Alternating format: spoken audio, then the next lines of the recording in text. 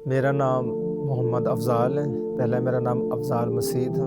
آپ کے ذہن میں یہ ہوگا سوال کہ میں نے اسلام کیوں قبول کیا۔ اسلام ایک ایسا سچا مذہب ہے جو لوگوں کو خود اپنی طرف کھینچتا ہے۔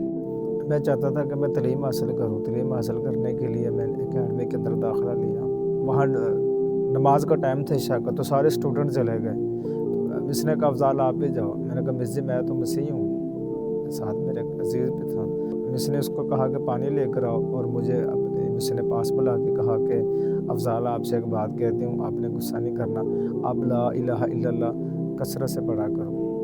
تو الحمدللہ میں نے پھر لا الہ الا اللہ پڑھنا شروع کیا۔ یقین کریں کہ مجھے رات کو ڈرونے خواب آتے تھے، بڑے بڑے سانپ نظر آتے تھے، اور بعض اوقات ایسے مجھے خواب آتے تھے کہ میرا سانس گم ہو جاتا تھا، اور میں کسی کو آواز دینے کی کوشش کرتا تھا، آواز نہیں دے سکتا تھا، ہاتھ پاؤں نہیں ہلا سکتا تھا، ایسا گمسم ہو جاتا تھا اسلام لانے سے پہلے۔ میں اللہ سے حق مانگتا تھا تو اللہ رب العزت نے میرا سینہ کھول دیا۔ میں نے عیسائیت کے بارے میں معلومات شروع کی۔ میں اپنے پادری حضرات سے ملتا تھا، ان سے کہتا تھا کہ مجھے بتائیں کہ عیسائیت کیا ہے۔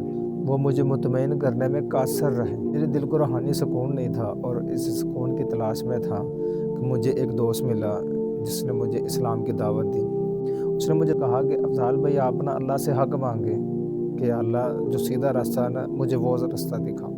میں اسی سکون کی تلاش میں تھا کہ وہی دوست مجھے دوبارہ ملا، اس نے مجھے پھر اسلام کی دعوت دی۔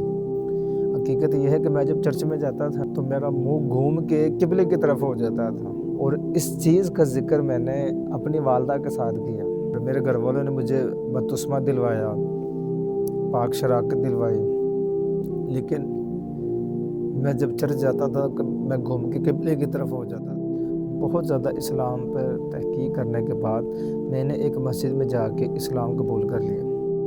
اسلام قبول کرنے کے بعد مجھے اپنے گھر سے بے دخل ہونا پڑا۔ اللہ پاک نے مجھے ہمت دی اور اسلام پہ جما کے رکھا۔ میں نے پھر دین سیکھنے کے لیے، اسلام سیکھنے کے لیے اللہ کے راستے میں 4 مہینے لگائے، اور ان 4 مہینوں کے اندر اللہ نے مجھے دکھایا کہ وہ جو میرا دوست، جو میرا محسن ہے، جس نے مجھے اسلام کی طرف لایا، اس کو پکڑ کے میرے گھر والے پوچھ رہے ہیں کہ ہم تمہیں چھوڑیں گے نہیں، بتاؤ افضال کہاں ہے، ہم اس کو بھی نہیں چھوڑیں گے، آپ کو بھی نہیں چھوڑیں گے۔